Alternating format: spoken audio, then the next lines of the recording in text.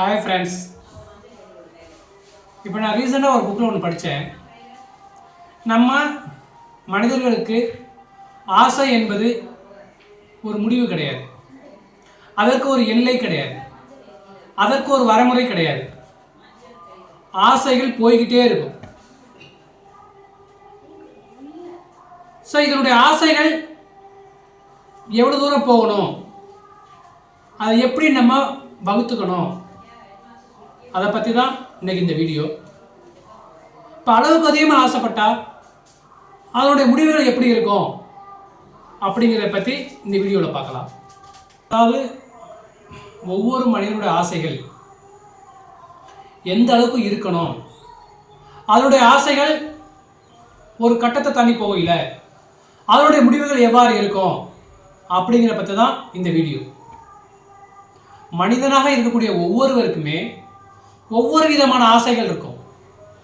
அந்த ஆசைகள் எவ்வளவு தூரம் போகணும், அது ஒரு லிமிட்டுக்கு மேலே போச்சுன்னா அந்த ஆசைகள் எப்படி இருக்கும் அப்படிங்கிற பற்றி தான் ஒரு சின்ன குட்டி ஸ்டோரி மூலமாக சொல்ல போகிறேன். இப்போ நம்ம ஊர்லலாம் இருக்குல்ல, மாப்பிள்ளை பெண் படலம் பார்க்க போகிறது. அது மாதிரி மாப்பிள்ளை வீட்டார் பெண் வீட்டார் போவாங்க, பெண் வீட்டார் மாப்பிள்ளை வீட்டுக்கு வருவாங்க. இதுதான் நம்மளுடைய கல்ச்சர். இதே இது மேற்கிந்திய நாடுகளில் புக்கில் நான் படித்தது. அங்கே எப்படின்னா ஒவ்வொரு பெண்களும் தங்களுக்கு எப்படிப்பட்ட வரன் வேண்டும், எப்படிப்பட்ட மணமகன் வேண்டும் அவங்களா தேர்ந்தெடுத்துக்குவாங்க. இது ஒரு வேடிக்கையான ஒரு சிறிய சம்பவம். இது உண்மையும் இருக்கலாம், இல்லாமலும் இருக்கலாம். இதுல இருந்து நாம என்ன கத்துக்கிறோம் அப்படிங்கிறதா நமக்கு முக்கியம். ஒரு மேற்கிந்திய நாட்டில் ஒரு நாடுன்னு வச்சுக்காங்களே, அந்த நாட்டில் ஒரு கடையில் ஒரு விளம்பரம் ஒன்று போட்டிருக்காங்க. உங்களுக்கு விருப்பமான மணமகனை தேர்ந்தெடுத்துக் கொள்ளலாம். அந்த விளம்பரத்தை பார்த்த உடனே அங்கே இருக்கக்கூடிய பெண்கள் எல்லாருமே அந்த கடைக்கு போக ஆரம்பிச்சிட்டாங்க.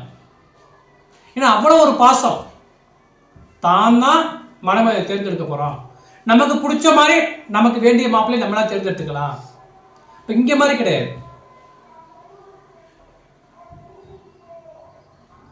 ஒரு சில இடங்களில் விருப்பமான பெண்ணை பார்த்து கல்யாணம் பண்ணி வைப்பாங்க, ஒரு சில இடங்களில் கட்டாயப்படுத்தி திருமணம் செய்து வைப்பாங்க. இது நமது நாட்டின் கல்ச்சர். மேற்கிந்திய நாடுகள் அப்படி இல்லை. அவங்களுக்கு எது விருப்பமோ, ஒரு பெண் எப்படிப்பட்ட ஆண்மகனை விரும்புகிறார்களோ அவங்களாவே தேர்ந்தெடுத்துக்கலாம் அப்படிங்கிற ஒரு கல்ச்சர் அங்கே இருக்கு. அப்போ ஒரு கடையில் போட்டிருந்தாங்க, உங்களுக்கு வேண்டிய உங்களுக்கு விருப்பமான மணமகனை நீங்களே தேர்ந்தெடுத்துக் கொள்ளலாம். அந்த விளம்பரம் போட்டதிலிருந்து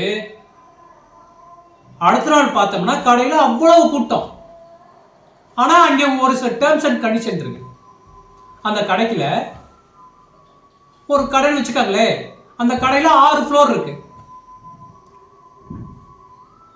வந்திருக்கக்கூடிய பெண்கள் அனைவருக்கும் வணக்கம் அப்படின்னு சொல்லி போட்டுட்டு ஒரு சில குறிப்புகளை அதில் போட்டிருக்காங்க. என்னன்னு பார்க்குறீங்களா? அதாவது முதலாவதாக சொல்லணும் அப்படின்னா, இந்த கடைக்கு ஒரு முறை தான் உள்ள வரணும். எப்படி? ஒரு முறை தான் உள்ள வரணும். ரெண்டாவது பார்த்தோம் அப்படின்னா, இப்போ 6 ஃப்ளோர் இருக்குல்ல, 6 ஃப்ளோர்லையும் ஏறி இறங்கிட்டு இருக்கக்கூடாது. இப்போ ஃபர்ஸ்ட் ஃப்ளோரில் முடிச்சோம் அப்படின்னா 2வது ஃப்ளோர் போகணும். 2வது கண்டிஷன் என்னன்னு பார்த்தோம்னா, இப்போ அந்த கடையில் 6 ஃப்ளோர் இருக்குல்ல, இப்போ ஃபர்ஸ்ட் ஃப்ளோரில் மாப்பிள்ளை தேடுறாங்க, 2வது ஃப்ளோர் போனாங்கன்னா ஃபர்ஸ்ட் ஃப்ளோர் திரும்பி வரக்கூடாது. அது மாதிரி செகண்ட் ஃப்ளோர் போனாங்கன்னா முதல் ஃப்ளோருக்கு வரக்கூடாது. இப்படி போன பாதையில் திரும்பி வரக்கூடாது. இதான் நம்பர் கண்டிஷன் 2. ஸோ நிறைய பேர் போகிறாங்க, அதில் ஒரு பொண்ணு கிரவுண்ட் ஃப்ளோரில் பார்க்குறாங்க. அதில் ஒரு அம்புக்குறி ஒன்று போட்டிருக்காங்க. போட்டு ஒரு வசனம் ஒன்று எழுதியிருக்கு. மணமகன் நல்ல வேலையில் இருப்பவர், ரெண்டாவது ஆன்மீக சக்தி கொண்டவர். அந்த பொண்ணுக்கு ரொம்ப சந்தோஷம். எப்படி? நல்ல வேலையில் இருக்காங்க, பத்தாவது தெய்வ பக்தி வேற இருக்கு, இப்போ இதை விட என்ன வேணும் அப்படின்னு சந்தோஷப்பட்டாங்க. இருந்தாலும் மனசுக்குள்ள ஒரு சின்ன உறுத்தல் இருக்கு. சரி, இன்னும் 6 ஃப்ளோர் இருக்குல்ல, ஃபர்ஸ்ட் ஃப்ளோரில் போய் பார்த்துட்டு வந்துடுவோம்னு சொல்லி, சரி கிரவுண்ட் ஃப்ளோரில் வேலை இருக்கு, கடவுள் நம்பிக்கை இருக்கு, இது மட்டும் போதுமா அப்படின்னு ஒரு சின்ன மனசுக்குள்ள ஒரு உறுத்தல் வந்துருச்சு. அதனால என்ன பண்ணாங்கன்னா முதல் தளத்துக்கு போறாங்க. அங்கே அந்த பொண்ணோட முகத்துல இன்னொரு சந்தோஷம். அதுல 3 வசனம் எழுதியிருக்கு. முதல் வசனம் ஆண்மகன் நல்ல வேலையில் இருப்பவர், ரெண்டாவது கடவுள் பக்தி உள்ளவர், மூன்றாவது ஒன்று போட்டிருந்தாரு குழந்தைகளை நன்றாக கவனித்துக் கொள்பவர். அந்த பொண்ணுக்கு அப்படியே சந்தோஷம் தாங்கல. ஒரு பொண்ணுக்கு இதை விட என்ன வேணும்? வெளிப்படையா இருக்குல்ல, அவ்வளவு ஒரு சந்தோஷம் இருக்கு. நல்ல வேலையில் இருக்காரு, நல்ல கடவுள் பக்தி இருக்கு, 10வது குழந்தை வேற பார்த்துக்கிறாரு, நம்ம ஃப்ரீடம் தானே அப்படின்னு ரொம்ப சந்தோஷமா இருக்கு. அந்த சந்தோஷம் ரொம்ப நேரம் நினைக்கல. கிரவுண்ட் ஃப்ளோர்ல பார்த்தோம் 2 தான் இருந்துச்சு, இங்கே வந்து பார்த்தோம் 3 இருக்கு, அப்ப கண்டிப்பா செகண்ட் ஃப்ளோர் போவோம் அப்படின்னு அடுத்த ஃப்ளோர் போகுது. ஏன்னா மனிதனுக்கு ஆசைங்கிறது ஒரு எல்லை கிடையாது, இதுதாங்கிற ஒரு லிமிட் கிடையாது, ஒரு வரைமுறை கிடையாது. எல்லாருமே ஆசைப்படலாம், எவ்வளவு வேணாலும் ஆசைப்படலாம். இந்த பொண்ணுக்கும் ஆசை வந்துருச்சு. இது பத்தாது, இதுக்கு மேல என்ன வேணும் அப்படின்ட்டு 3வது அடுத்த ஃப்ளோருக்கு போறாங்க.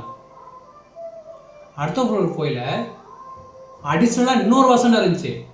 என்னன்னா, முதல் வசனம் ஆண்மகன் நல்ல வேலையில் உள்ளவர், ரெண்டாவது கடவுள் பக்தி உள்ளவர், மூணாவது குழந்தைகளை நன்றாக கவனித்துக் கொள்பவர். அடுத்து இன்னொரு வசனம் அதில் இருந்துச்சு. எப்படி மாண்மகன் வந்து நல்லா டிப்டாப்பா, நல்லா ஜம்முன்னு வசீகரமானவர். அது எப்படி சொல்றது? மாப்பிள்ளைன்னா இப்படித்தான் இருக்கணும். வேலை ஒரு பக்கம் இருக்கட்டும், கடவுள் பக்தி ஒரு பக்கம் இருக்கட்டும், குழந்தைங்களை பார்த்துக்கிறது ஒரு பக்கம் இருக்கட்டும், மாப்பிள்ளை பார்க்க அழகா இருக்கணும்ல, நல்ல ஒரு வடிவா இருக்கணும்ல, நல்ல ஒரு சிறப்பா இருக்கணும்ல, பார்த்தோன்னே அப்படி ஹேண்ட்ஸமா இருக்கணும். இந்த பொண்ணுக்கு சந்தோஷம் தாங்கல, இருக்க சந்தோஷம் கூடுது.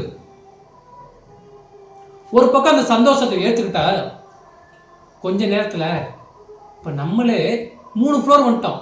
கிரவுண்ட் ஃப்ளோர் வந்துட்டோம், முதல் தளம் வந்துட்டோம், செகண்ட் ஃப்ளோர் வந்துட்டோம், அடுத்து 3rd ஃப்ளோர் வந்துட்டோம்.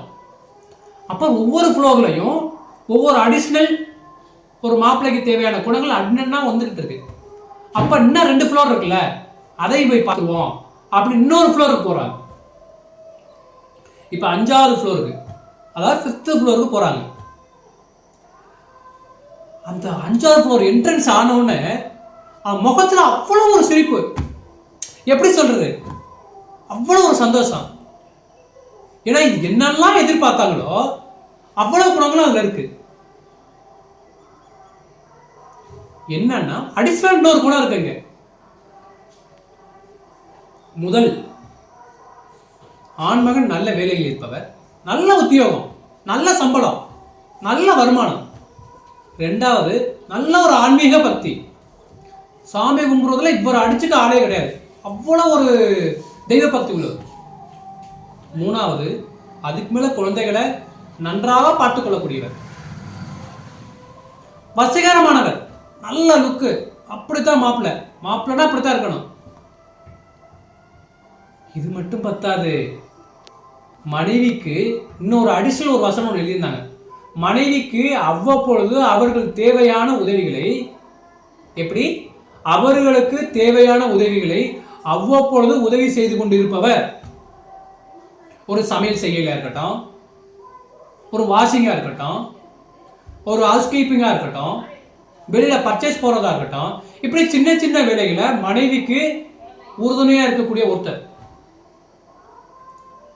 இது பத்தாதாங்க, ஒரு பொண்ணுக்கு இதை விட என்ன பெரிய சந்தோஷம் இருக்க முடியும்?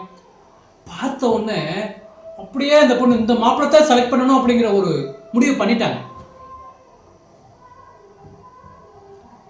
அப்ப மனசுக்குள்ள ஒரு சின்ன ஏக்கம் ஒண்ணு வந்துச்சு, சின்ன வருத்தம். நம்ம இப்பவே 5 ஃப்ளோர் தாண்டி வந்துட்டோம். 5 ஃப்ளோருக்கும் மாறி மாறி வரையில ஒவ்வொரு ஃப்ளோருக்கு அடிஷ்னலா ஒரு எக்ஸ்ட்ரா ஃப்ளோர் ஒன்று வந்துகிட்டே இருக்கு. அப்ப 6வது மாடியில் என்ன இருக்கும்? அப்ப ஏதோ ஒன்று அங்கே இருக்கு, அதை போய் பார்க்கணும் அப்படின்ட்டு அங்கே போய், ஏன்னா மனிதனுக்கு ஆசைகள்ங்கிறது ஒரு எல்லை கிடையாது. சரி, இது எல்லாத்தையும் தாண்டி இன்னும் வேறு என்ன இருக்கு, அதையும் தான் போய் பார்த்துட்டு வந்துடுவோம்னு சொல்லி லாஸ்ட் ஃப்ளோருக்கு போறாங்க. ரொம்ப ஆசையோட, ரொம்ப கனவுகளோட, ரொம்ப கற்பனையோட. ஏன்னா 5வது ஃப்ளோர்ல ஒரு பெண்ணுக்கு தேவையான அனைத்து குணங்களும் உள்ள ஒரு மணமகன் எல்லாமே இருக்கிறாங்க. ஆனா அவங்களுக்கு அது பத்தல, இன்னும் வேணும். ரொம்ப ஆசையா, ரொம்ப கற்பனையோட, ரொம்ப கற்பனையோட அந்த 6th ஃப்ளோருக்கு போறாங்க.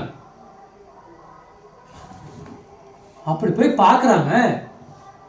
அங்க ஒரு வசனம் ஒன்று இருந்துச்சு, பெரிய வசனம். எப்படி எல்லா ஃப்ளோர்லையும் ஃப்ரண்ட்ல இருந்த மாதிரி அங்கேயும் ஒரு போர்டு இருந்துச்சு. தங்கள் கடைக்கு வந்தமைக்கு நன்றி, வெளியில் செல்லவும் அப்படின்னு போட்டிருந்துச்சுங்க. அந்த பொண்ணுக்கு அப்படியே ஷாக் ஆயிட்டாங்க. அப்பதான் ஃபீல் பண்ணாங்க. ஏன்னா அந்த வசனம் அப்படி. அந்த கடைக்குள்ள உள்ள வர்றதுக்கு 2 கண்டிஷன் கொடுத்துருந்தாங்கல்ல. வந்த பாதையில திரும்பி வரக்கூடாது, ஒரு முறை தான் போகணும் அப்படின்னு சொல்லியிருந்தாங்கல்ல. அப்ப மேல 6th ஃப்ளோர்ல போகல அந்த அறிவிப்பு பலகையில என்ன போட்டிருந்துச்சு அப்படின்னா, தங்கள் கடைக்கு வந்தமைக்கு நன்றி, வெளியே செல்லும் வழி அப்படின்னு அழகா அம்புக்குறி போட்டு காட்டிட்டாங்க. அந்த பொண்ணு மிகப்பெரிய வருத்தத்தோட, மனக்கவலையோட, ஏக்கத்தோட வெளியில வந்துட்டாங்க. அழகா அந்த ஃப்ளோர்ல இருக்கக்கூடிய 5 ஃப்ளோர்ல உள்ள ஏதோ ஒரு மாப்பிள்ளைய தேர்ந்தெடுத்திருக்கலாம். ஆனா அவங்களுடைய ஆசைகள் படிப்படியா போனதுனால ஒட்டு மொத்தமா எல்லாமே, எல்லா ஆசையும் நிராசையா போயிடுச்சுங்க. இது மாதிரிதான் நம்ம அன்றாட நடக்கக்கூடிய நிகழ்வுகளும் இதை பொறுத்து தான் இருக்கு. ஆசைப்படுறது எப்பவுமே தப்பு கிடையாது.